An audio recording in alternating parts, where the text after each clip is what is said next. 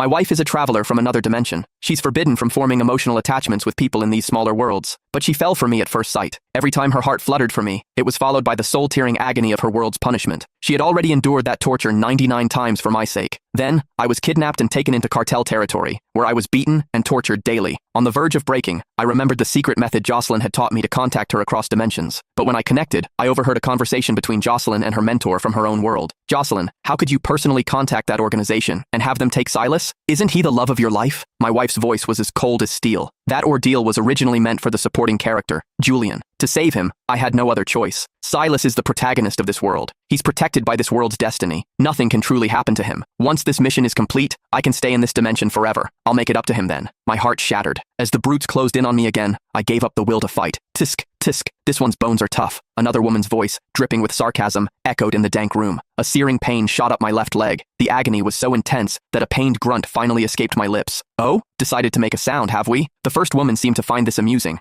I forced my eyes open. The woman leaning over me was caked in garish makeup, her face twisted with a sick excitement. She brandished a red-hot iron rod in front of my face, then shoved it violently into my chest. Ah! I screamed. It felt like my insides were boiling, the burning sensation spreading through every nerve in my body. That's more like it. It's no fun if you don't scream, the woman cackled, satisfied. She then pressed the rod against the other side of my chest. I clenched my jaw, fighting to stay silent. I knew the more I struggled, the more they enjoyed it. All I could do was endure, praying for it to end. They'd already severed the tendons in my wrists and ankles. I was nothing but a broken toy for them to abuse. Which number is this? Have we used 8 different instruments yet? It was Jocelyn's voice, clear and crisp as always, coming through the connection. This is the 7th. Does it really have to be so exact? Her mentor asked, a hint of pity in her tone. You know Silas was the one who saved you back then. Why are you so determined to repay this debt to Julian? My eyelashes trembled. During that landslide years ago, I was the one who clawed through the rubble to dig her out. I carried her to safety before collapsing from exhaustion. When I woke up, she insisted that Julian was her savior. No matter how I tried to explain, she wouldn't believe me. It turns out, it wasn't that she didn't believe me. She was doing it on purpose. Marrying Silas already betrayed Julian's devotion to me. I don't want him to suffer through this too, Jocelyn said. If a man goes through something like this, his life is ruined. Jocelyn sighed, her voice filled with a hollow guilt. Lying on the filthy plank of wood, I laughed until tears streamed down my face. She knew this would ruin a man's life, yet she was still so heartless. She claimed to love me, but she was the one who pushed me into this hell. Did her betrayal not count? A sharp pain erupted in my abdomen. I gasped for air, but all that came out was blood. One of the men across the room yelled in panic. What's wrong with him? Is he dying? Her mentor's voice grew tense. Jocelyn, Silas is fading.